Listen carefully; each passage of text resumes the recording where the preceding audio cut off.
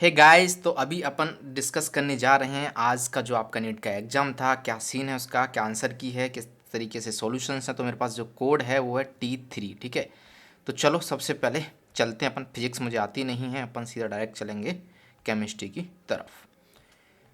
ठीक है, बहुत ज़्यादा समय मैं नहीं लूँगा, फटाफट फटाफट, क्योंकि काफ़ी सारे वीडियो आप लोग देख चुके होंगे। एक बार और इसको वेरीफाई कर लो।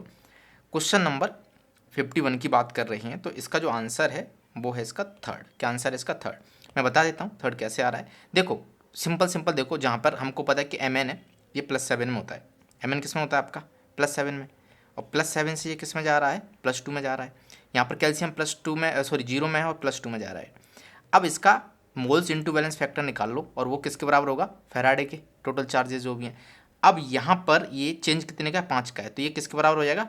5 फैराडे के। यानी कि फर्स्ट का क्या आ गया आपका? फोर्थ आ गया, सॉरी सेकंड का क्या आ गया आपका? फोर्थ। ये ऑप्शन हुआ। वैसे ही यदि मैं इसको देख लूँ, 1.5 मोल है और इसका जो बैलेंस फैक्टर वो कितना? 2, तो ये कितना? 3 फैराडे के बराबर हो जाएगा। तो इसी का क्या होगा? फर्स्ट। उसके बाद 1 मोल, ये +2 है और ये आपका +3 है। एक का ही चेंज हो रहा है, तो ये थर्ड के बराबर हो जाएगा। बाकी यदि आप सिर्फ डी देखते, ठीक है, डी का क्या आ रहा है आपका? थर्ड आ रहा है। थर्ड एलिमिनेट कर दो, आंसर आ गया। तो वैसे ही इसका ये -2 से 0 में जा रहा है, यानी कि 2 इसका बैलेंस फैक्टर बेसिकली निकल के आ रहा है। तो इसका आंसर क्या हो जाएगा आपका? सेकंड। इस तरीके से हम इस क्वेश्चन को कर सकते थे। क्वेश्चन नंबर 52 बहुत ही ज़्यादा आसान क्वेश्चन था। ये जिसका भी पेपर वो गलत करके आया। ये 0 में है, 0 से कहाँ जा रहा है? +1 में। तो इसमें रेडॉक्स की पॉसिबिलिटीज़ है। बाकी यहाँ देखो, बेरियम +2 में है, ये -1 में है, ये +1 में है, ये +6 में, ये -2 में है। तो यहाँ पे ये +2 में बेरियम सेम सेम है ना। क्लोरीन भी सेम है। तो ये सिंपल सी रिएक्शन, एक्सचेंज रिएक्शन है, तो इसमें कोई रिडॉक्स नहीं हो रहा है। तो इसका आंसर क्या हो जाएगा? सेकंड। इंट्रामोलिकुलर हाइड्रोजन बॉन्डिंग क्या होती है भाई साहब? ये NO2 है, यहाँ पर अपना OH आता था, है ना। इंटर कास्ट पता है आपको? जब चक्कर हमारा दूसरी कास्ट में चल रहा होता है ना, तो उसको इंटर बोलते हैं। यदि चक्कर सेम ही जगह हो, उसको इंट्रा बोलते हैं। तो इस हाइड्रोजन का चक्कर इस ऑक्सीजन के साथ चल रहा है, इंट्रा। ये ऑर्थो पर होना चाहिए, क्योंकि यदि दूरियां बढ़ गई तो काम नहीं बनेगा। तो ऑर्थो कौन सा आपका? ये वाला था। तो 53 का क्या गया आपका? थर्ड आंसर निकल के आ रहा है। चलो 54 फाइलिंग सॉल्यूशन ए और बी, NCERT बेस्ड क्वेश्चन है। ए क्या होता था आपका? एक्वस कॉपर सल्फेट होता था। और बी क्या होता था बताओ? एक्वस सोडियम पोटेशियम टाइट्रेट होता था। तो यहाँ पर आपका आंसर आ गया थर्ड, एक्वस कॉपर सल्फेट 54 का। अब अपन चलते हैं 55 की तरफ। तो 55 जो क्वेश्चन है, फिजिकल केमिस्ट्री का क्वेश्चन है। थोड़ी सी कैलकुलेशन है, बहुत ज़्यादा कैलकुलेशन नहीं है, तो अपन थोड़ी सी जगह कर लेते हैं इधर, है ना। चलो, क्वेश्चन क्या कह रहा है? 1 gram of sodium hydroxide. Sodium hydroxide क्या होता है? NaOH। इसको हम रिएक्ट करा रहे हैं HCl के साथ। दोनों के दोनों स्ट्रॉन्ग है, ये स्ट्रॉन्ग बेस है, ये स्ट्रॉन्ग एसिड है। तो हमको पूछ रहा है mass of sodium hydroxide left unreacted, कितना अनरिएक्टेड रह जाएगा। तो मोल्स निकाल लेते हैं दोनों का। इसका 1 ग्राम दिया, तो इसका मोल्स कितना? 1/4 40।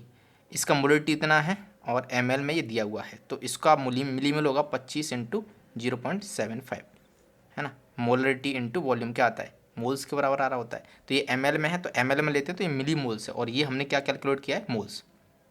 तो इसको भी हम मिली मोल्स बना देते हैं, दोनों को सेम रखना है। आप मोल्स मोल्स कर सकते हैं या मिली मोल्स कर सकते हो, कोई इशू इसमें नहीं है। तो जब इसको सॉल्व करोगे तो ये कितना है? 25।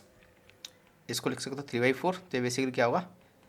25 × 3 75/4। इसको थोड़ा सा सॉल्व कर लो, 4 लाओगे इधर, तो ये कितना हुआ? 100/4।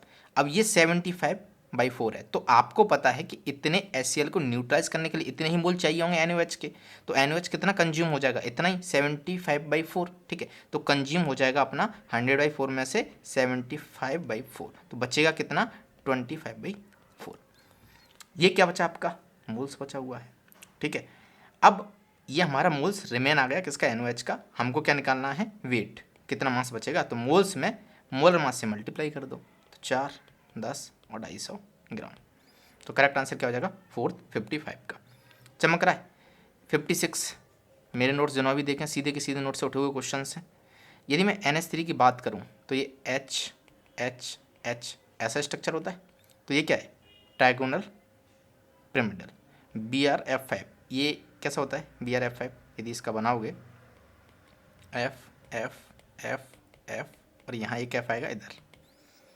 ठीक है, तो दिख रहा है स्क्वायर पिरामिडल। तो A का आ रहा है फर्स्ट, A का फर्स्ट। वैसे तो इसी से आंसर आ गया आपका थर्ड, 56 का थर्ड। तो बाकी ऑप्शंस भी देख ही लो। तो इसका क्या होगा आपका स्क्वायर पिरामिडल, यानी कि बी का फोर्थ। एक्स ये तो स्क्वायर प्लेनर होता है, साफ साफ दिख रहा होता है, 2 लोन पेयर ऊपर, मतलब एक ऊपर एक नीचे, ठीक है, इस तरीके से हो जाएगा। तो स्क्वायर प्लेनर यानी कि बी का आपका सी का क्या आ रहा है सेकंड, और डी का ऑक्टाहेड्रल 6 के 6 हैं थर्ड। क्लियर है। अब हम चलते हैं क्वेश्चन नंबर 57 पे। क्वेश्चन नंबर 57 जो है, इसमें हमको पता है कि जो एम एन जी हैं, इनका इलेक्ट्रॉन कन्फिगरेशन क्या होता है 4s2 3d5 ये होता है। तो 2 इलेक्ट्रॉन जब यहाँ से गए तो Mn2 प्लस का आएगा d5 और इसका क्या आएगा d4। तो ये क्या कहना चाह रहा है कि E0 value for this couple is more positive than this. उसका रीज़न क्या होता है कि यहाँ पर ये d4 था और ये d5 में जा रहा है, तो d4 टू d5 कन्फिगरेशन, ये वाला 57 का आंसर आ जाएगा फर्स्ट। अच्छा, आइसोथर्मल में क्या होता है आपका टेम्परेचर कांस्टेंट रहता है, चेंज नहीं हो रहा होता है। तो ए का क्या होगा, एकदम बहुत सिंपल क्वेश्चन, कोई दिमाग भी नहीं लगाना है, ए का सेकंड और उसी के बेसिस पर आंसर आ गया। तो ये आइसोकोरिक, इसमें प्रेशर कांस्टेंट रहता है, समझ रहे। तो ये बी का क्या आ रहा है, सॉरी आइसोकोरिक है ना, इसमें वॉल्यूम कांस्टेंट रहता है, बी का आपका थर्ड आ गया। आइसोबैरिक में प्रेशर कांस्टेंट रहता है, सी का फोर्थ आ गया, और एडियाबैटिक में हीट का कोई एक्सचेंज नहीं होता है। क्लियर है। 58 के बाद अपन चलते हैं 59 की तरफ। ये तो 59 में भाई साहब आप क्या बताओगे, बड़ा ही सिंपल क्वेश्चन है। Activation energy of any chemical reaction can be calculated if one knows the value of. हमको किसकी वैल्यूज पता हो तब हम एक्टिवेशन एनर्जी को निकाल सकते हैं। तो हमको पता है कि ln K2 अपॉन K1, यदि इसको हम आगे लिखें तो EA अपॉन R, लॉ के टर्म लिखोगे तो आप 2.3 आ जाएगा। तो ये क्या होता था 1/T1 माइनस 1/T2। तो 2 डिफरेंट टेम्परेचर पे डिपेंड कर रहा है, तो rate constant eight 2 different temperature, यहाँ से निकाल सकते हैं। A compound with a molecular formula has 2 tertiary carbon, it's IUPAC name. इसका आईपीएसी नेम क्या होगा, तो इसको बना के देख लो, ऐसे दिमाग मत लगाओ, सीधा से ब्यूटेन है, 2 पर मिथाइल, यहाँ पे मिथाइल, तो ये भी टर्शियरी ये भी टर्शियरी है, तो ये हो गया इसका नाम। अच्छा, यदि मैं इसको देखूँ तो ये क्या कह रहा है 2 पर भी मिथाइल आ रहा है 2 पर भी मिथाइल है, तो ये तो क्वाटरनरी होगा, तो आंसर ही नहीं होगा, एनेक्जन होगा नहीं, यहाँ होगा नहीं फर्स्ट, समझ रहे हो। अच्छा, इनकी बात करें कि कहाँ पर spin only magnetic movement is same for which of the following. तो एन की वैल्यू सेम कहाँ पे आ रही है, अनपेयर्ड इलेक्ट्रॉन सेम होनी चाहिए। तो हमको पता है साइंस टीचर वेरी क्लियर मांगे फीको निकुंज, ठीक है, इतना इसको लिख लो। इसका क्या होता है 21 होता है, तो इसमें जो इलेक्ट्रॉन्स हैं बेसिकली 4s2d बनाएंगे। इसमें कितना आता है आपका 4s2d2 आता है। तो यहाँ पर यदि मैं इसकी बात करूँ तो +3 है, तो यानी कि ये तो d0 हो गया, अनपेयर्ड इलेक्ट्रॉन ये नहीं। यदि इसकी बात करूँ तो 4 टोटल है, तो 3 इलेक्ट्रॉन का, यानी कि ये d बना रहा है। वैसे यदि मैं क्रोमियम की बात करूँ तो क्रोमियम का कन्फिगरेशन होता है 4s1 3d5, ठीक है। तो 2 निकालना है, तो 1 निकालो यहाँ से 1 निकालो यहाँ से, तो ये क्या आ गया d4 आ गया। Mn का निकालना है +2 में, तो Mn का जब +2 में निकालोगे 2 ऐसे चले जाएंगे तो d5 आएगा। और आयरन और d6 होता है Fe2+ का, ठीक है, 2 ऐसे चले जाएंगे, तो ये सब आप निकाल के चेक कर लेना। अब यहाँ पर यदि आप इसको देखो और इसको देखो, क्या कहना चाह रहा है ये, अनपेयर्ड इलेक्ट्रॉन सेम होने चाहिए, ठीक है। तो 1 2 3 4 5, तो 1 2 3 4, इसमें 4 हैं, और d6 में कितने होंगे 1 2 3 4 5, तो यहाँ पे 1 2 3 4 5 और 6, इसमें भी 4 है, तो यानी कि क्रोमियम और आयरन आपका सेम आ रहा है, तो बी और डी आंसर हो जाएगा, यानी कि थर्ड। ये तो बड़ा सिंपल है, इलेक्ट्रोनेगेटिव ऑर्डर में अरेंज करना है, मैंने बताया था फोन, ठीक है। फ्लोरीन की ज़्यादा होती है ऑक्सीजन से, ऑक्सीजन की ज़्यादा होती है नाइट्रोजन से, फोन ये रहा इसी में, बाकी और कहीं है नहीं, तो करेक्ट आंसर क्या आ गया थर्ड। और फ्लोरीन की सबसे ज़्यादा होती है, ठीक है। बाकी हमको पता है कि लेफ्ट टू राइट जाते हैं इंक्रीज होती है, टॉप टू बॉटम जाते हैं डिक्रीज होती है, तो ये इंक्रीज हो रही है left to right, carbon nitrogen oxygen, और कार्बन से कम किसी सिलिकॉन की होती है। देन इसके बाद लुकास भैया 3 डिग्री के साथ तुरंत स्टेबिलिटी दे देते हैं, उससे फास्ट रिएक्ट करेगा। 3 डिग्री कौन सा ये है, तो सेकंड आंसर इसका हो जाएगा। 63 के बाद अपन चलते हैं 64 की तरफ।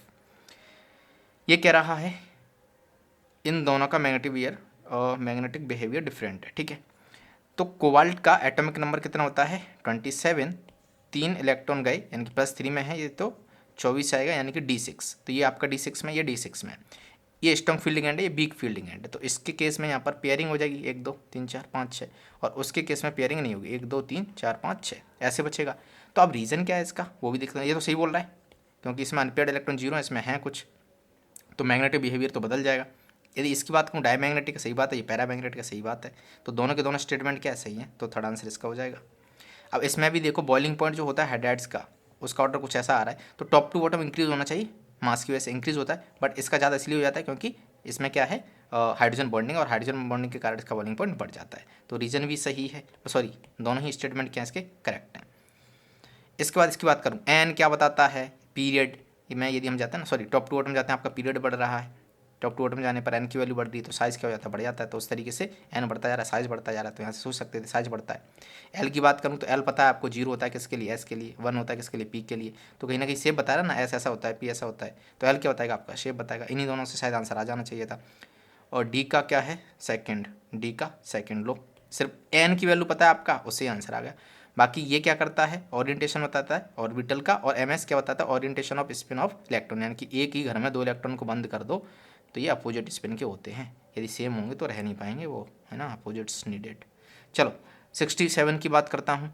यहाँ पर क्या कर रहे हैं, ये बन रहा है, तो हमको दिख रहा है टक टक टक, ऑप्शन को यदि ध्यान से देखो तो कौन सा ऑप्शन इससे मैच हो सकता है, ये वाला ओजोन, ठीक है, ओजोनो लाइसिस करवा दो, डबल बॉन्ड तोड़ो ओ जोड़ो, क्लास की ट्रिक्स हैं ये मेरी, डबल बॉन्ड तोड़ो ओ जोड़ो, तो डबल बॉन्ड को उड़ा दो ओ जोड़ा दो, ठीक है। तो इसको मैं पूरा सॉल्व यदि करके दिखाऊं यहाँ पर, इसमें क्या हुआ भाई, कलर वलर जादू हो जाता है कभी कभी क्लास में, पता नहीं क्या करते रहते तुम लोग। नहीं सर हम तो कुछ नहीं करते। चलो देखो इस क्वेश्चन को, टक टक टक, डबल बॉन्ड तोड़ो ओ जोड़ो, तो कुछ कहेंगे सर दो प्रोडक्ट आएंगे, एक ये आएगा दूसरा ये आएगा, हाँ भाई, तो इसीलिए तो इसके दो मोल दिए हुए हैं। तो ये क्या हुआ आपका, ए का क्या हुआ, ये फोर्थ, तो ए का आपका फोर्थ आ गया, ए का फोर्थ, ठीक है, एक ही हुआ एक ही हुआ। अब बी का भी देख लो, ये कुछ ऐसा बन रहा है, तो यहाँ पर ये ग्रुप ऐड हुआ है, तो ये ग्रुप सिर्फ और सिर्फ यहाँ पे दिखा रहा है, फीडर क्राफ्ट एसाइलेशन रिएक्शन है कि नहीं है ये, तो इसका कर दो क्या, first NCERT based question simple है ना, बी का फर्स्ट, कोई बात बनी ही नहीं, देखते ही नहीं आप इसको, तो कुछ और देख लो। इसका ऑक्सीडेशन हो रहा है 2 डिग्री का, और इसका भी ऑक्सीडेशन होगा, तो इसके लिए स्ट्रॉन्ग चाहिए जो यहाँ पर लगे हुए ग्रुप को, अल्काइल ग्रुप को एसिड में कन्वर्ट कर देता है, यानी कि ये KMnO4 के साथ हीट दे दो, तो डी का क्या हुआ थर्ड, डी का थर्ड, नहीं ये तो लिया ही नहीं, ये वाला डी का थर्ड इसमें सेकंड आ रहा है, ठीक है। और इसमें पता है नॉर्मल है क्या, CrO3, तो ये 2 डिग्री अल्कोहल को कीटोन में ऑक्सीडाइज कर देगा। 68 की बात करते हैं, इसको देखो, यदि मैं इसकी B3H2O2 के साथ रिएक्शन कराऊं तो हाइड्रोबोरेशन रिएक्शन है, तो इसको कट कट हम क्या करते थे, पानी का एडिशन कर दो एंटी मार्कोव-निकोव रूल से, तो OH यहाँ आएगा, H यहाँ आएगा, यदि मार्कोव-निकोव रूल फॉलो करते हो OH यहाँ पे आता। उसके बाद क्या करा रहे हैं, इसके साथ यदि रिएक्शन कराओगे तो ये एसिड बन जाएगा, KMnO4 है ना, तो हम यहाँ पर इसको देखते हैं BH3 और ये, उसके साथ रिएक्शन हुई, और फिर जो अल्कोहल बना 1 डिग्री अल्कोहल PCC के साथ क्या करा दो, ऑक्सीडेशन, तो 1 डिग्री अल्कोहल को किस में कन्वर्ट कर देता है, ये 1 डिग्री अल्कोहल को कन्वर्ट कर देता है ये एल्डिहाइड में, किस में कन्वर्ट कर देता है, एल्डिहाइड में। सिंपल है, हाँ जी सर सिंपल है। चलो तो 68 के बाद चलते हैं अपन 69। ग्लूकोज के साथ कौन कौन रिएक्ट नहीं करता, देखो टॉलेंस करता है, स्किप नहीं करता, साइक्लिक के साथ एसियन करता है, ये करता है और ये नहीं करता, NCERT सीधा का सीधा NCERT में लिखा हुआ है, तो आंसर इसका बी और ई आ जाएगा, यानी कि ए। अच्छा ईथेन की बात कर रहे हैं, ये बताओ लल्लू सा क्वेश्चन पूछा है, इतना सिंपल सा। ईथेन की बात करूँ तो ईथेन कुछ ऐसा होता है 2 कार्बन का, तो इसमें एक ही सिग्मा बॉन्ड है, सिर्फ और सिर्फ एक सिग्मा बॉन्ड, कोई पाई बॉन्ड नहीं है, तो ए का क्या हुआ आपका थर्ड, ठीक है। बी की बात करते हैं ईथेन, तो इसमें एक सिग्मा बॉन्ड और एक पाई बॉन्ड है, एक सिग्मा बॉन्ड और एक पाई बॉन्ड, ये, तो इसका क्या हुआ फोर्थ। सी की बात करते हैं कार्बन मॉलिक्यूल, ये C2 एक्सेप्शन होता है, आपको MOT में पढ़ाया जाता है कि इसमें दोनों के दोनों पाई बॉन्ड ही होते हैं, बाकी नहीं भी देखोगे तो काम आपका चल जाएगा। मान लो इथाइन को देख लो ना आप, तो इथाइन क्या होता है, ये एक सिग्मा बॉन्ड 2 पाई बॉन्ड, एक सिग्मा बॉन्ड 2 पाई बॉन्ड, तो इसका क्या गया फर्स्ट, ए का थर्ड, बी का फोर्थ और डी का फर्स्ट, ये आंसर आ गया, यदि आपने सी देखा नहीं है तो, बाकी पता होना चाहिए 2 पाई बॉन्ड होते हैं। 71 की बात कर लेते हैं, नॉट पूछा है, -2 कौन नहीं शो करेगा, तो ओ स्टाइल से टी पो, ये मेटल की तरह काम कर रहा होता, तो ये -2 2 इलेक्ट्रॉन लेना नहीं चाहेगा इनएडवेट इफेक्ट के कारण, तो PO सेकंड। अच्छा ये क्या कह रहा है, for the reaction to A is this case इसका दिया है, at a given time the composition of the reaction mixture इस क्या होगा। यार देखो इन सब का दिया हुआ है, तो यदि मैं इसका QC निकालूँ, है ना, रिएक्शन कोशेंट, तो क्या होगा, QC की यदि मैं बात करूँ तो कंसनट्रेशन किसकी, बी की, कंसनट्रेशन C की अपॉन ए की कंसनट्रेशन का स्क्वायर, और सबकी वैल्यू सेम दे रखी है, तो मैं इसको भी ए मान लेता हूँ, इसको भी ए मान लेता हूँ, सबकी वैल्यू सेम है ना, तो इसको एक्स मान लो, एक्स मान लो, एक्स मान लो, तो एक्स स्क्वायर कट के क्या आएगा 1 आ गया, यानी कि QC 1 आया है, और KC से कम है या ज़्यादा है, तो यहाँ पर ध्यान से देखो KC आपका कितना दिया हुआ है, बताओ के सी दिया हुआ है 4 इंटू 10⁻³ जो कि 1 से कम है, यानी कि क्यू सी आपका के सी से ज़्यादा है। तो जब ज़्यादा केस आता है तो रिएक्शन कहाँ जाती है, बैकवर्ड जाती है। कहाँ जाती है, बैकवर्ड। फर्स्ट आंसर हो जाएगा। क्लियर है। यदि क्यू सी कम होता तो के सी की तरफ जाती है, यानी रिएक्शन फॉरवर्ड जाती। तो ये क्वेश्चन हुआ आपका 72। देन अपन 73, ये मैं क्लास में कराता हूँ हर बार, उठा के सीधा का सीधा एनसीईआरटी बेस्ड क्वेश्चन है, आ गया है। 73 की यदि मैं बात करूँ तो अरेनस इक्वेशन आपको पता होना चाहिए। अरेनस इक्वेशन क्या होती है, बताओ क्या होती है अरेनस इक्वेशन। ठीक है, तो इसको यदि मैं सॉल्व करूँ तो के इजकल टू ए की power minus E A upon R T, ये होता है। ठीक है, तो लॉग ले लो दोनों साइड। जब लॉग लेंगे तो यहाँ पे क्या जाएगा, एल एन ले लो। ठीक है, एल एन के इधर L N A minus E A upon R T. Clear है। तो अब ये तो आपका वाई है ना, 1/t के एक्स एक्सिस पे, तो ये वाई है और ये आपका स्लोप है सी, और minus E A upon R, और इधर क्या 1/t, तो इसको x मान रहे हैं तो ये x है। तो बेसिकली स्लोप आपका क्या आ रहा है ये, तो स्लोप आपका नेगेटिव है और आपका जो इंटरसेप्ट है, इंटरसेप्ट वो क्या आपका पॉजिटिव है। तो स्लोप आपका नेगेटिव, यहाँ है नेगेटिव, बस एक ही आंसर था, हो गया इससे। इन्होंने इंटरसेप्ट के साथ कुछ खिलवाड़ नहीं की, मान लो ग्राफ ऐसे दे दे तो फिर प्रॉब्लम होती थी, मतलब नेगेटिव करके। ठीक है, तो सी पॉजिटिव आ रहा है यहाँ पे। चलो क्वेश्चन नंबर 74 की बात करते हैं। नॉट इक्वल पूछा, किसमें नहीं है, तो केपी और केसी का संबंध वाला फॉर्मूला क्या है, केपी इजकल टू के सी। ठीक है, देन आर टी की पावर डेल्टा एन जी। यदि डेल्टा एन जीरो हो जाए तो केपी केसी आपस में बराबर हो जाएंगे। तो जीरो जिसमें उसमें बराबर होंगे, तो इसमें देखो एक और दो कट गए, 2 - 2, इसमें 2 और 2, 2 - 2, इसमें 2 और 2, तो इसमें देखोगे तो डेल्टा एन क्या आएगा, प्रोडक्ट में 1 और 1 2 और ये -1, यानी कि पॉजिटिव आ रहा है। तो केपी के सी बराबर नहीं होंगे, तो थर्ड आंसर हो जाएगा। 75 की बात करते हैं।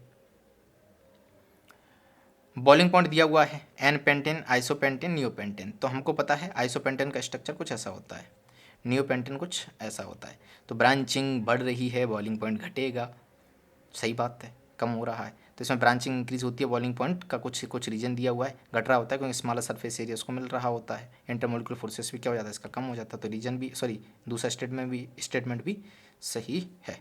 तो दोनों के दोनों करेक्ट हैं, थर्ड हो जाएगा इसका आंसर। कोड अलग हो सकते हैं, तो अपने अकॉर्डिंग आंसर आप लोग चेक कर लीजिएगा। यदि मैं इसकी बात करूँ SN1, तो ये डायरेक्टली प्रोपोर्शनल होता है इसकी रिएक्टिविटी किसके पास, स्टेबिलिटी ऑफ कार्बोकैटायन के।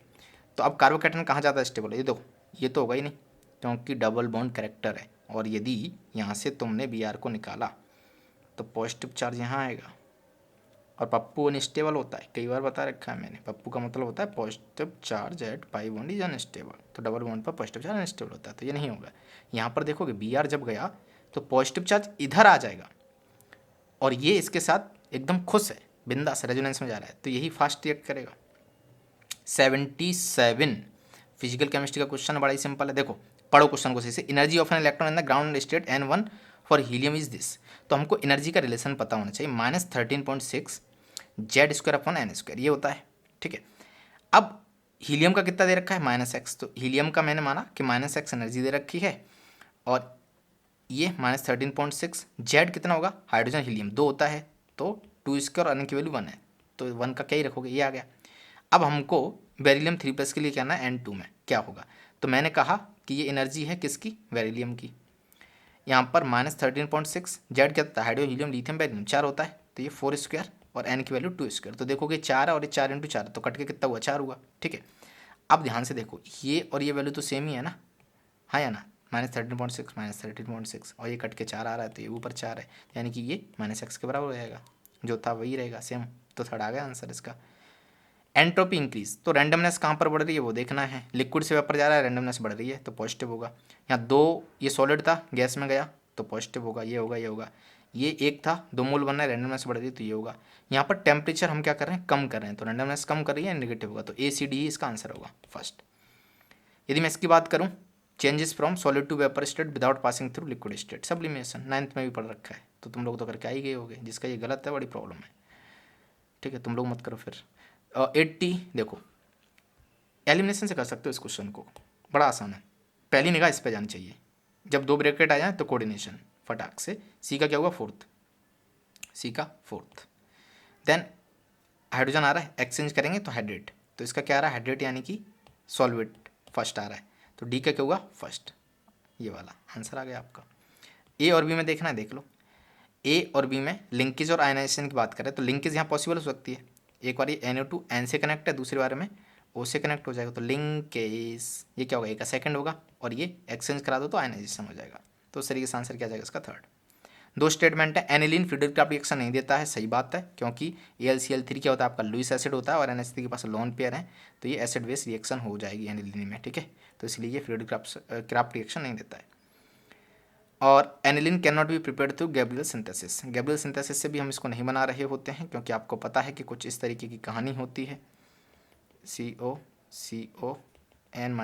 न्यूक्लियोफाइल की तरह एक्ट करता है और ये जाके किसी न किसी को निकाल रहा होता है, तो यदि मान लो PHCl हुआ तो SN2 रिएक्शन यहाँ पर होगी ही नहीं, है ना, क्योंकि ये जाएगा ही नहीं इजीली, तो यहाँ पर हमें इस तरीके से हम सोच सकते हैं मैकेनिज्म, यदि हमको पता होता तो हम कंफ्यूज ही नहीं होंगे, राइट। तो aniline can not be prepared through Gabriel synthesis, NCERT based question है, तो ये भी सही बोल रहा है, यानी कि थर्ड आंसर इसका होगा। नेक्स्ट क्वेश्चन 82, आयनस एनर्जी के ऑर्डर में बताना है, hydrogen helium lithium beryllium boron carbon, left to right क्या होता है इंक्रीज, तो आप इंक्रीज में चले गए, फ्लो में आपने गड़बड़ कर दी होगी, यदि ऑक्सीजन होता तो थोड़ा सा और ट्विस्ट आ जाता, हमको पता है कि ये फुली फिल्ड है तो हम इन दोनों को एक्सचेंज कर देते हैं, बेरिलियम क्या फुली फिल्ड है तो बेरिलियम की बोरोन से ज़्यादा हो जाती है, इसको इंटरचेंज कर दो तो लिथियम के बाद बोरोन आएगा देन बेरिलियम, बस एक ही आंसर था, ठीक है। यदि कार्बन नाइट्रोजन ऑक्सीजन होते तो इन दोनों को इंटरचेंज कर देते, कार्बन के बाद ऑक्सीजन आता उसके बाद नाइट्रोजन आता, तो क्लास में कराया जाता है क्वेश्चन, मैंने भी कराया था। Highest number of helium atoms हमको पूछा गया है, तो जिसके मोल्स ज़्यादा होंगे उसके एटम्स ज़्यादा होंगे, तो इसका मोल्स कितना है 4/4, एक मोल्स है इसका, तो ये तो 2/22.4 होगा, तो बहुत कम मोल्स, एक से भी कम है, ये 4 मोल्स हैं और ये अपन 1 मोल्स, तो थर्ड आंसर हो जाएगा, समझ रहे। अब आते हैं मोस्ट स्टेबल कार्बोकैटन कौन सा है, ये 3 डिग्री कार्बोकैटन है, ये 1 डिग्री कार्बोकैटन है, ये 2 डिग्री कार्बोकैटन है, 2 डिग्री कार्बोकैटन है, 3 ज़्यादा स्टेबल होता है, कुछ है ही नहीं इस क्वेश्चन में, तो सेकंड है। हेनरीज कांस्टेंट की वैल्यू कुछ दे रखी हैं, पूछ रहा है सॉल्युबिलिटी क्या होगी, हमको पता है कि टेम्परेचर बढ़ाते हैं सॉल्युबिलिटी कम होती है, जैसे टेम्परेचर अपन बढ़ा रहे हैं तो मछलियाँ मरने लगती हैं क्योंकि ऑक्सीजन की कमी आ जाती है, यानी सॉल्युबिलिटी कम हो रही है, और KH क्या होता है बढ़ता है, तो इनवर्सली प्रोपोर्शनल है, तो KH सबसे ज़्यादा किसका है A का, तो सबसे कम किसका होगा A का, आंसर आ गया, ठीक है। इन दोनों में देख लो, इन दोनों में ये ज़्यादा है ना, तो इन दोनों में सबसे कम कौन सा है B वाला, तो B का KH कम है यानी कि सॉल्युबिलिटी ज़्यादा होगी, तो B ज़्यादा है, बीच में C आ गया, तो इस तरीके से सोच सकते थे, कोई भी टफ क्वेश्चन नहीं है, बड़े सिंपल सिंपल क्वेश्चन, अरे सर आपको लिख रहे हैं सिंपल है, सही में ये क्वेश्चन बहुत कॉम्प्लिकेट दे सकते थे ये लोग, बट तुम पर दया करके उन्होंने काफ़ी आसान क्वेश्चन इसको दे दिया है, बहुत ही सिंपल है। A का मोलर मास कितना दे रखा है 64, और हमको पता है परसेंटेज से मोलर मास डिवाइड कर दो तो सिंपलेस्ट रेशियो निकालेंगे, तो 32/64 आएगा A, B कितना आएगा 20/40 आएगा, और C कितना आएगा, देखो ये 20 है और ये 32 है, यानी कि ये 52 है, तो इसका C का परसेंटेज कितना होगा रिमेनिंग, यानी कि 48%, समझ रहे, तो 48 डिवाइडेड बाई किस में करोगे आप, इसका कहते हैं 32 मास, मोलर मास डिवाइड कर दो, सॉल्व कर लो, ये 1/2 है, ये 1/2 है, ये 12 से काटोगे 4, 12 से नहीं जाएगा तो 8 से काट दो 6, और इधर 4, क्लियर है, कुछ गड़बड़ कर दी मैंने इसमें, 1 मिनट को, ये 48 था और 32 दिया हुआ है, 8 से काटोगे 8 चौक 48, 8 चौक 32, ठीक है, ओके, तो 2 से और काट दो, तो 2 से काटोगे मतलब इसको काट दो, ये 3/2 बचा, 3/2, तो बाकी 2 गायब हुआ, तो 113 113 113 फोर्थ, ठीक है, सिंपल था। ये देखो NCERT सीधी उठा रखी है, लोग छोड़ देते हैं, याद नहीं करते हैं, ROH OH हटाओ Cl लगाओ, ये प्रोडक्ट बनते थे, तो यहाँ पर PCl3 और PCl5 के साथ क्या बन रहा है वो इन्होंने पूछ लिया है, तो यार देखो सिंपल सी बात है, जब ये +3 में होता है ये +5 में होता है तो ऑक्सीडेशन स्टेट तो बदलता नहीं है, तो उससे भी कुछ कुछ आप आइडिया लगा सकते थे, तो इस केस में ये +3 है तो यहाँ पे भी फॉस्फोरस +3 में ही होना चाहिए, तो इसमें देखोगे 4 दूनी 8 और 3 गए, +5 में काट दो, +5 में काट दो, +5 में काट दो, आंसर आ गया। यदि जो क्लास में मैंने इस तरीके से बता रखा है ना 2-3 बार, यदि जिन्होंने भी मुझसे पढ़ा है तो उस बेसिस पे ये आंसर तुरंत एलिमिनेशन से आ गया, बाकी पता है देखना है तो आपको याद भी होना चाहिए, तो ये H3PO3 होता है और ये POCl3 बनना होता है। 88 की बात करते हैं, plot the osmotic pressure versus concentration for a solution gives a straight line with slope this bar per mole, the temperature at which the osmotic pressure measured is done, temperature पूछ रहे हैं, तो हमको पता है पाई = CRT होता है concentration के टर्म में, और जो प्लॉट इन्होंने बना रखा है वो कुछ ऐसे बना रखा है, पाई ले रखा है वर्सेस कंसंट्रेशन यहाँ पर ले रखी है मोल पर लीटर में। तो इसको वाई मान लो, इसको एक्स मान लो, तो ये क्या हो जाएगा आपका एम, यानी कि जो स्लोप है वो क्या है आर टी के बराबर है। और स्लोप की वैल्यू कितनी दे रखी है ये, है ना, तो स्लोप आपका 25.7, 3 को हटा देता हूँ। आर की वैल्यू इन्होंने लीटर बार मोल पर केल्विन में दे रखी है 0.083। और टेम्परेचर हमें यहाँ से निकालना है, ध्यान रहे जो यहाँ से टेम्परेचर आपका आने वाला है ये केल्विन में आएगा, देख रहे हैं यूनिट केल्विन, ठीक है। तो डिवाइड कर दो 25, इसको कर लो 0.08, क्योंकि आंसर बड़े बड़े दूर दूर दिए हैं तो कोई प्रॉब्लम नहीं आएगी। तो यहाँ से क्या जाएगा आपका टेम्परेचर आ जाएगा। तो जब इसको सॉल्व करोगे तो देखो ये होगा आपका 2500 ले लो इसको, और ये आपका 8 है, 8 से काट दो यहाँ पे 3, 24, 1 और कुछ 1, ये टेम्परेचर आया। तो ये किस में आया केल्विन में, तो 273 में से घटा दो, यानी कि 27 + 10, तो 37 के बराबर आ रहा है। थर्ड क्लियर है ये, यस और नो। अब थोड़ा सा हमने शॉर्टकट इसमें अपना लिया, बाकी एग्जैक्ट करना तो कर सकते हो, कोई प्रॉब्लम नहीं। 25.7 है और ये कितना है 0.083, तो थोड़ा सा 25.7 है, कितना 3 है, 3 है, ओके 3 है। तो ये हो जाएगा 2573, और यहाँ पर कितना आ जाएगा 8.3, तो को 0 बढ़ा दो 83। अब इसको सॉल्व कर लेना तो देखोगे तो आंसर जो भी आ रहा होगा केल्विन में उसमें से 273 घटा देना। क्लियर है ये, किसी को कोई प्रॉब्लम है इसमें, ठीक है। चलो इसको देखते हैं, ये क्या है KMnO4H+, बाप रे। ये जिस तरीके से हम ओजोन एनालिसिस करते थे ना, डबल बॉन्ड तोड़ो, ओ जोड़ो और H को हटा के OH लगा दो, तो वैसे ही कर लो, है ना। तो यहाँ पे क्या जाएगा C डबल बॉन्ड O तोड़ा और H को हटा के OH लगा दिया। इधर देखो डबल बॉन्ड O तोड़ा, डबल बॉन्ड तोड़ा O लगाया और H को हटा के OH लगा दिया, तो ये दोनों तो सेम ही बन गए, एसिड बन रहा है। एसिड कहाँ है, यहाँ है, तो करेक्ट आंसर क्या हो जाएगा इसका 4th। ये 13 क्या है, अच्छा पेज नंबर है, क्वेश्चन नंबर 89 हुआ। चलो 90 की तरफ चलते हैं। ये कह रहा है होमोलैप्टिक कॉम्प्लेक्स और ये हेट्रोलैप्टिक है, सही बात है। होमोलैप्टिक मतलब सेम लिगेंड आए, सेम टाइप के लिगेंड, अलग अलग आए हेट्रोलैप्टिक। वन काइंड लिगेंड डेफिनेशन दे दी इन्होंने, मोर देन सेम काइंड। अच्छा आइडिया भी लगा सकते थे आप, होमो का मतलब सेम होता है, तो ये दोनों स्टेटमेंट क्या है सही हैं, तो both are true. Third answer इसका हो जाएगा।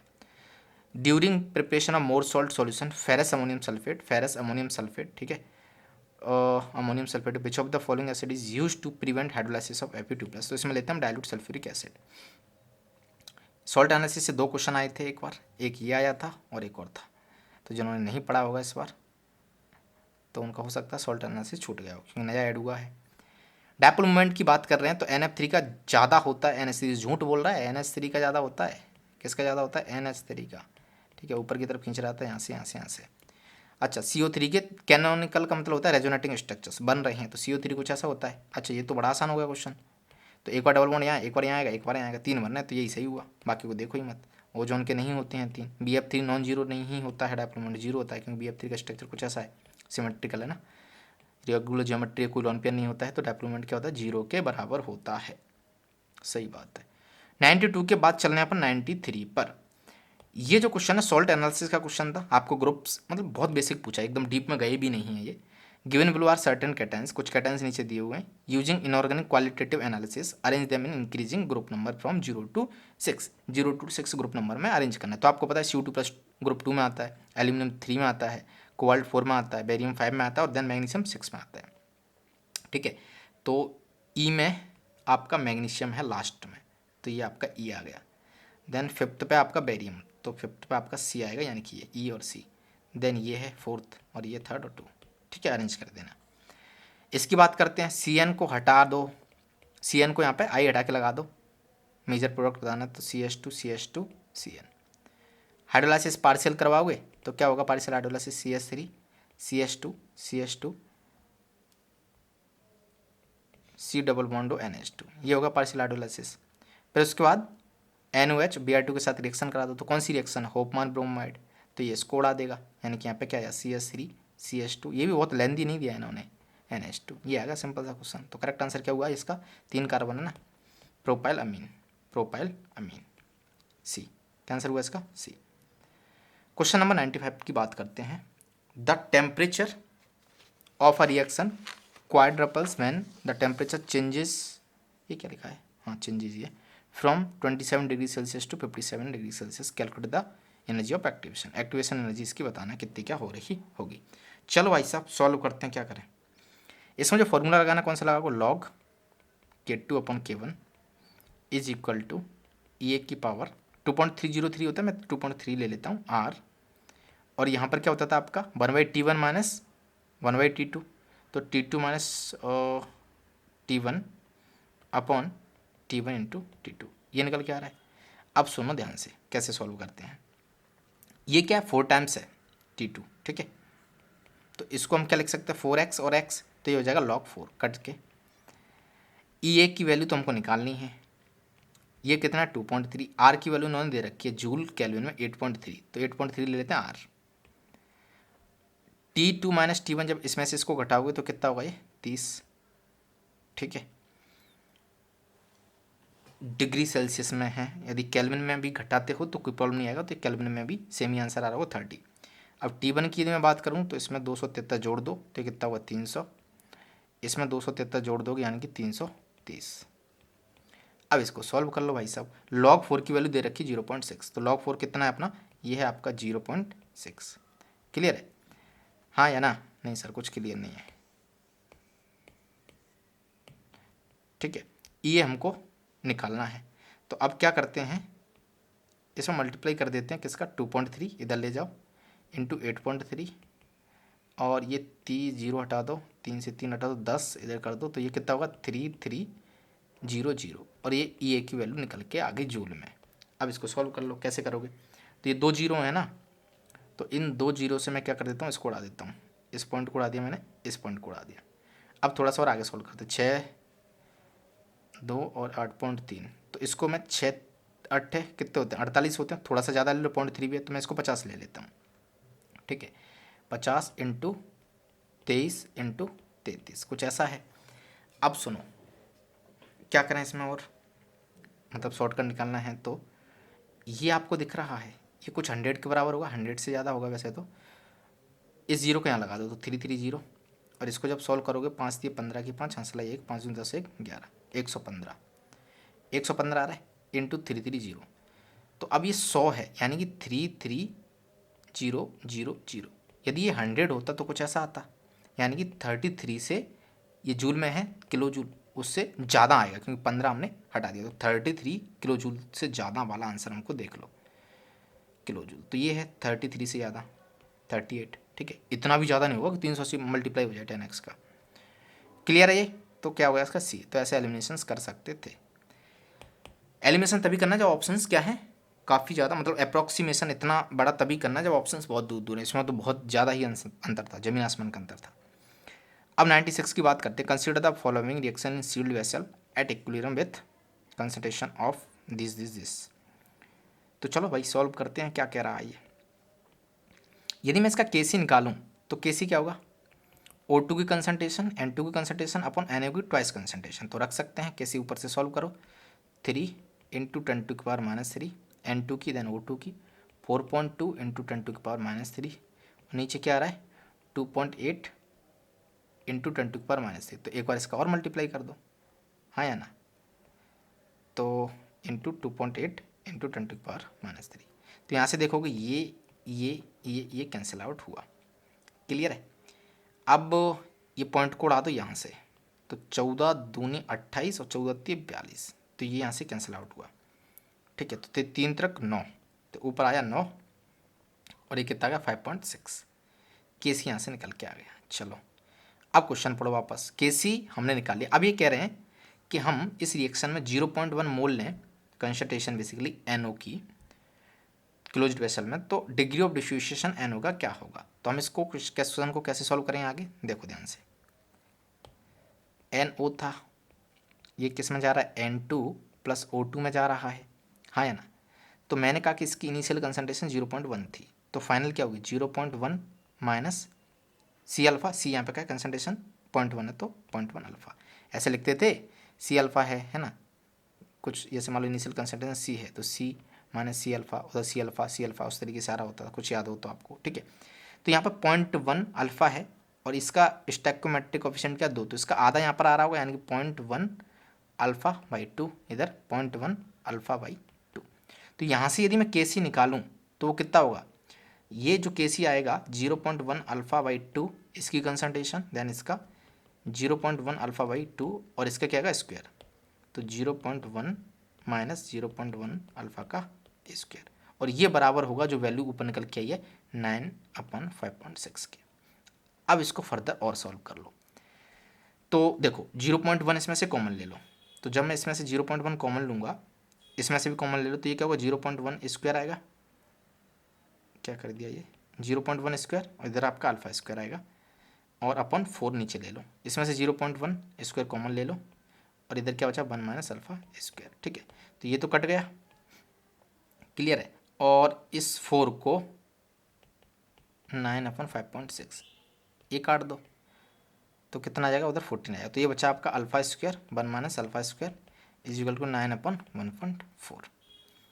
क्लियर है ये, ठीक है। क्वाड्रेटिक इक्वेशन बना के इसको आप सॉल्व कर सकते हो, और दूसरे तरीके से भी कर सकते हो, जैसे भी आपका मन करे। चलो इसको देखते हैं, 1.4 अल्फ़ा स्क्वायर इधर मल्टीप्लाई करो, और उधर 9 माइनस 9 अल्फ़ा स्क्वायर। ठीक है, तो इसको इधर ले आओ, तो 1.4 अल्फ़ा स्क्वायर में 9 को जोड़ोगे तो कितना होगा 10.4, हाँ 10.4 alpha square equal to 9। Clear है, तो अल्फ़ा स्क्वायर कितना आ जाएगा 9/10.4। अब इसको थोड़ा सा सॉल्व करना है, तो अल्फ़ा की वैल्यू आ गई, अंडर रूट ले लो इसका 9 10.4। ठीक है, तो क्या करोगे इसको बताओ। तो ऊपर तो देखो 3 आ जाएगा एग्जैक्ट, ऊपर कितना आ जाएगा 3, और जब इसका अंडर रूट लेंगे ये 3 से थोड़ा सा ज़्यादा आएगा, 3 से थोड़ा सा ज़्यादा आएगा, यानी कि आंसर इसका 0.1 से कम आना चाहिए, तो 0.7 के बराबर आएगा जब आप इसको सॉल्व करोगे एग्जैक्ट तो। ठीक है, तो यार इसमें बात बनी नहीं, एक 0.8 दिया है, एक 0.7 दिया है, हम क्या करेंगे। तो हम कन्फ्यूज़ हो गए, थोड़े से कन्फ्यूज नहीं हुए, मतलब शॉर्टकट वाला जो काम है कर नहीं पा रहे। तो 10.4 का हमको एग्जैक्ट रूट निकालना पड़ेगा, वो निकालना आता है आपको, अच्छी बात है। अथवा यहाँ से थोड़ा सा और इसको शॉर्ट ले सकते हो, ये जो दिखाई दे रहा है यहाँ पर यहीं रूट ले लो। तो जब आप यहीं रूट लोगे तो मैं इसको क्या करता हूँ, इसको लिख देता हूँ 900,144। ठीक है, 100 से मल्टीप्लाई कर दिया, 140 बेसिकली। ठीक है, तो जब मैं इसका रूट लूँगा तो इधर वैल्यू क्या आ जाएगी 1 अल्फ़ा 1 माइनस अल्फ़ा, और इधर क्या होगा ये 30 का स्क्वायर है, और ये जो 144 होता है वो 12 का स्क्वायर होता है, तो 12 से थोड़ा सा कम आ रहा होगा, मैं क्या कर लेता हूँ इसको 12 मान लेता हूँ। अब ये 12 से थोड़ा सा कम है, ठीक है, ये बात ध्यान रखना है आपको। तो अब मैं थोड़ा सा और इसको सॉल्व करूँ तो ये कितना होगा 30/12, यानी कि इसमें डिवाइड दे दो आप, एक काम करो इधर ही ले आओ, 12 alpha is equal to 30 minus 30 alpha, तो इसको इधर लेके जाओगे तो कितना हो जाएगा 42 अल्फ़ा इज इक्वल टू 30। तो यहाँ पर अल्फ़ा कितना आ गया 30/42। तो अल्फ़ा की वैल्यू जब आप निकालोगे इज इक्वल टू कितना आ जाएगा, 2 से काट दो 15, 2 से काट दो 21। ठीक है, 3 से काट दो 5, और 3 से काट दो 7, और हमको पता है 7 कितना था 49, तो ये 0.7 को चाह रहा है, 0.7 से ज़्यादा, तो अल्फ़ा की वैल्यू कितनी है 0.7, तो करेक्ट आंसर इसका क्या हो जाएगा सेकंड। बाप रे, ये थोड़ा सा लेंदी निकल गया कैलकुलेशन में। ठीक है, बाकी जिसकी कैलकुलेशन अच्छी होंगी वो इसको ईजिली कर सकता है। 96 कहाँ है ये सेकंड। क्लियर है ये, चलो अब अपन चलते हैं 97 की तरफ। The work done during reversible isothermal expansion of 1 mole of hydrogen gas at 25 degree Celsius from pressure 20 atmosphere to this. Reversible isothermal का एक्सपेंशन का फॉर्मूला पूछा है और टेम्परेचर दिया हुआ है, तो हम जो फॉर्मूला लगाते हैं वो कौन सा लगाएंगे बताओ। वर्क डन निकालना है रिवर्सिबल का, तो माइनस है ना, क्या लगाओगे बताओ जल्दी, NRT, और यदि हम यहाँ पर लॉग ले रहे हैं तो डायरेक्ट मल्टीप्लाई कर दो 2.3 लॉग इनिशियल प्रेशर अपन फाइनल प्रेशर। क्लियर है, अब इसको सॉल्व कर लो आप लोग फटाफट। कैसे सॉल्व करोगे देखो, मोल्स कितने दे रखे हैं 1, तो यहाँ पे 1 डाल दो। आर की वैल्यू कितनी लेना है अपने को, कैलोरी में दिया है तो 2 लेना है, तो 2। टेम्परेचर कितना है 298 केल्विन है, तो मैं इसको 300 लिख लेता हूँ, बहुत अंतर आएगा नहीं उससे क्योंकि वैल्यूज़ काफ़ी दूर है। ये कितना है 2.3। Log P I initial pressure कितना है 20 और ये कितना है 10, तो ये log 2 हो गया। समझ रहे, सारी वैल्यू है दी हुई है, बड़ा सिंपल है। इसकी वैल्यू कितनी होती है log 2 की 0.3। ठीक है, चलो थोड़ा सा घुमाते हैं इसमें और दिमाग लगाते हैं। अब ये तो 600 है, माइनस में आ रहा है ना, 2 इंटू 3, और इधर 2.3 इंटू उधर 0.3, तो पॉइंट गायब कर सकते हैं, इन दोनों जीरो से कर दो। अब ये क्या हुआ, 6 का इसमें मल्टीप्लाई कर दो, 36 18 की 8, हाँ साला 1 6 दून 12 1 13, और देन यहाँ पर 3 का और मल्टीप्लाई कर दो, 13 आती है, कुछ सॉल्व भी करना पड़ेगा, कर लो फिर। 8 3 24 की 4, हाँ 16 2, 3 3 9 11 की 1, हाँ 16 1 3 1 4, 414 के आसपास कुछ आ रहा नेगेटिव में, तो आंसर क्या होगा इसका, फोर्थ करेक्ट हो गया। सिंपल है। क्वेश्चन नंबर 98, इसको कैसे सॉल्व करना है, तो यार mass in grams of copper deposit by passing this current voltmeter contain copper sulphate. Copper basically Cu2+ से किस में जाएगा, Cu+ में जाएगा। ठीक है, तो यहाँ पर हम ये फॉर्मूला लगा सकते हैं, weight upon equivalent weight is equal to I into T upon Faraday की वैल्यू जो भी दे रखी है। अब यहाँ पर सुनना ध्यान से, वेट हमको निकालना है, इक्वलेंट यदि निकालोगे तो 63/2 कर दोगे क्योंकि एन की वैल्यू 2 है, और आई की वैल्यू कितनी दे रखी है 9.6487, और आपका टाइम का 100 सेकेंड। नीचे क्या दे रखा है आपका फैराडे, जिसकी वैल्यू दे रखी है 96487। क्लियर है, हाँ या ना, ठीक है। अब यार इसमें तुम लोग कन्फ्यूज हो सकते हो कि ये पॉइंट वॉइंट क्या कर दिया, कहाँ पे क्या कैलकुलेट, बड़ा सिंपल है। इसमें हम 100 का मल्टीप्लाई कर रहे हैं, तो यहाँ पे कितना आ जाएगा 964 आएगा, तो मैं कह रहा हूँ 100 का और मल्टीप्लाई कर दो ऊपर और नीचे, यहाँ पे भी 100 का मल्टीप्लाई कर दो, यहाँ पे भी 100 का मल्टीप्लाई कर दो, तो बेसिकली ये और ये कैंसिल आउट हुआ, हाँ या ना। इसका जब मल्टीप्लाई कर दिया तो नीचे क्या बचा आपका बताओ, सिर्फ और सिर्फ 100, तो इसको ऊपर लेके चले जाओ, तो ये 63/2 आ गया। ठीक है, तो 2 का इसमें डिवाइड दोगे तो कितना होगा, ये 1.5, और नीचे क्या आपका 100 है, तो 100 से डिवाइड दोगे 0.315 ग्राम, ये सही बात है, फोर्थ आंसर आज का आ रहा है। क्वेश्चन नंबर 99 की बात करते हैं। PbR3 है, OH को हटा के Br लगा दो, SN2 रिएक्शन होती है। Br जब आ गया तो कहाँ आएगा, OH को हटा के लगाना है, यहाँ आ गया। ठीक है, देन एल्कोहलिक OH क्या करता है, एलिमिनेशन करता है, तो Br जाएगा और अल्फा H इसको लेके जाएगा, तो एक बार डबल बॉन्ड यहाँ आएगा, इसको लेके नहीं, ये क्या कर दिया उन्होंने, हाँ यहाँ से देखो, तो यहाँ से जब गया अल्फा H तो ये डबल बॉन्ड आया, और यहाँ से आएगा तो यहाँ डबल बॉन्ड आना चाहिए, तो गलती हो गया, तो यही सही है। और बाकी पता आप मेजर माइनर निकाल सकते थे, जो ज़्यादा स्टेबल अल्किन होती है वही मेजर प्रोडक्ट होता है। क्वेश्चन नंबर 100 की बात कर रहे हैं। The pair of lanthanoid ions which are diamagnetic is, diamagnetic कौन सा होगा, यदि मैं इसकी बात करूँ Ce4+ की, ठीक है, तो इसका कंफर्म आपको पता है D1 भी आ रहा होता है ना, S2 भी होता है, और F में कुछ इलेक्ट्रॉन्स आ रहे होते हैं, तो 1 2 एक इलेक्ट्रॉन F में तो एक ही होता है, शुरुआत यहीं से हो रही थी, तो ये चारों जाएंगे तभी क्या बनेगा, ये डायामैग्नेटिक बनना होगा। तो ये तो डायामैग्नेटिक, और ये भी पता है इसका क्या होता है F14, तो दोनों का दोनों क्या होगा डायामैग्नेटिक। यदि C3+ है तो उसमें से आप एक इलेक्ट्रॉन तो कहीं ना कहीं बचेगा, इसमें से भी गायब कर दोगे तो, हाँ या ना, तो इसमें से जाने के बाद D1 में रह जाएगा, बेसिकली D1 में भी होता है, तो 3 में क्या होता है बेसिकली ये पैरामैग्नेटिक होता है। ठीक है, डायमैग्नेटिक हमें पूछा गया था।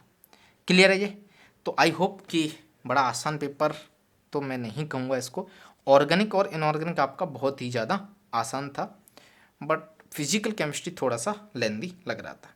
तो चलिए फिर वीडियो को समाप्त करते हैं। कमेंट सेक्शन में जितने भी आपके मार्क्स आ रहे हैं केमिस्ट्री और टोटल, तो आप कमेंट करके मुझे बता दीजिएगा। फर्दर यदि किसी भी क्वेश्चन में आपको कोई डाउट वगैरह है तो आप मुझे मैसेज करके पूछ सकते हो व्हाट्सएप पर 9009155849। ठीक है, तो चलो फिर मिलते हैं नेक्स्ट वीडियो में, तब तक के लिए thank you, bye bye, Tata.